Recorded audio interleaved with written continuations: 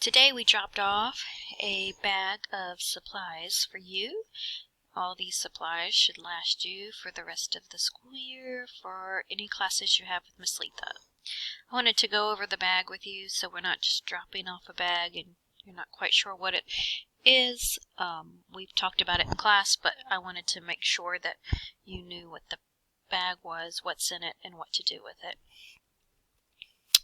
So inside your plastic bag, you're going to find multiple items, labels, an anchor chart, possibly more than one anchor chart if you have more than one class with me, calendars, Chromebook visuals, page protectors, and your data entry assignments. So to set up the data entry assignments, you will need a folder. It could be any kind of folder. It could be just a plain folder. It can be a plain folder with holes in it, just like this one.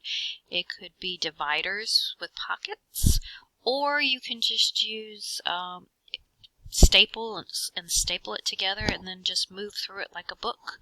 You can get creative. You could use paper clips. I'm using a folder and paper clips in this example because if the folder falls, then the little papers don't go everywhere. So you can just leave it stapled the way that we brought it, or you can set it up how we would set it up in school. So you're going to add labels to the folder. There were 3 labels attached to the data entry assignment. One saying your name and data entry, that goes on the cover of your folder. And then once you open your folder, you're going to place on the left-hand side needs to be completed label, and on the right-hand side, the completed label. There's some visual directions that were attached to it that are right here that I'm kind of circling around. These directions will tell you exactly what we're going to do. Now this is a little bit backwards. We're doing assignment 3 first and then doing assignment 2 because they're not really leveled out in different ways. They're just the way they're put into the program. So it seems a bit backwards, so I put the dates, I put a label right next to them with the dates on them that will be completing the assignment. So remember, 3 first.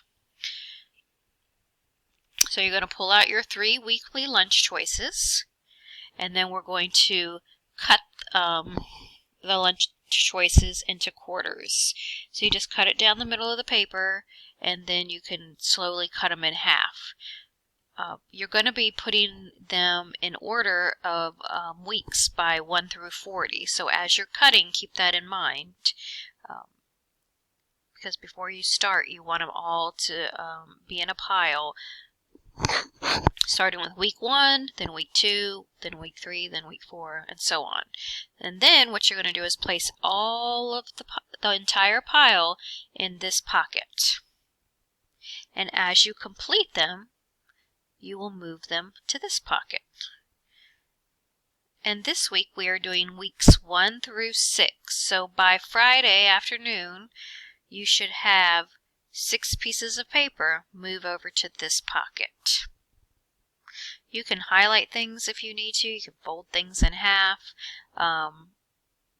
The information that they need and videos that they need is all located in their assignment. So basically they're taking this piece of paper and inputting it into an Excel spreadsheet. Okay. The next thing you'll find in your plastic bag are labels, and if you have dividers in your home and you want to make dividers with labels in your little binder, you can, so you can organize your things better. You don't have to. One little hint I will tell you is to pull the label off the wax paper first and then cut them down to size.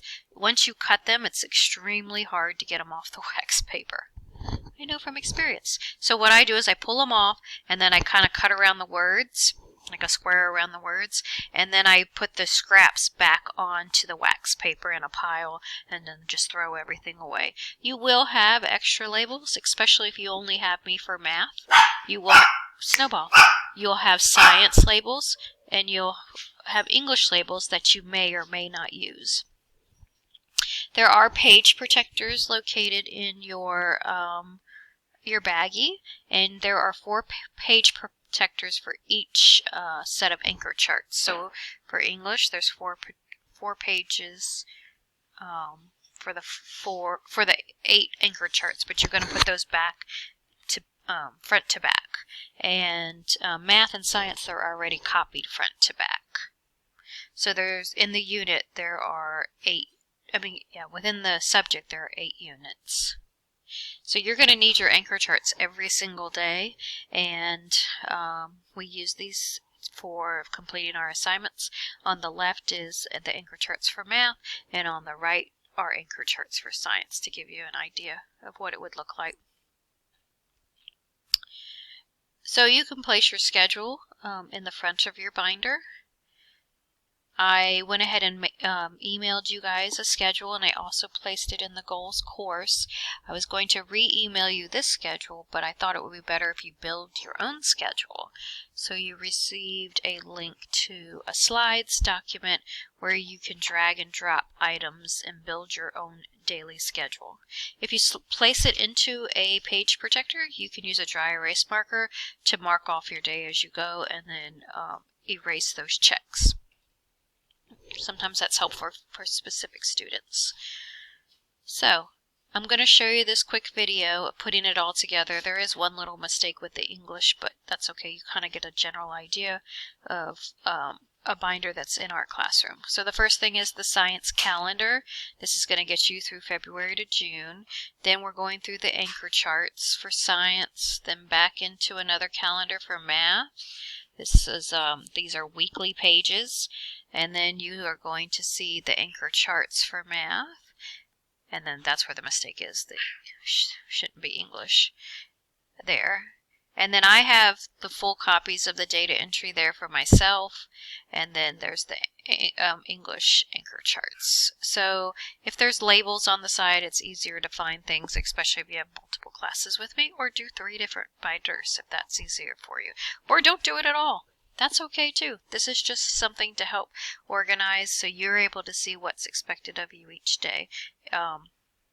It's not mandatory whatsoever. The other thing I wanted to mention is our schedule. So I had said we were going to do class first, then lunch. We haven't been able to work that out, so we've decided to scrap that idea. However, we are going to flip-flop class and advisory. So what we'll do is after second block, we're going to go into lunch, and then you need to be back in class at 10:50. Saying the time right? Wait, 10... That seems so early. Yes. And then we'll go into third block, and then after third block, we'll have advisory. Now on Tuesdays, there's going to be an advisory lesson. However, the way they're setting up advisory for the remainder of the week, there may or may not be lessons. And this will allow the students to get off a little bit early on those days and have a break from there. So you'll see that in the schedule that I emailed to you earlier, that you can build your own schedule. You'll see those times there, so you'll have it specifically. All right, I think I have covered everything. If you need anything, give us a call, and thank you all for being so patient with this change in Term 2 as we're all adjusting, and we'll see you in the morning.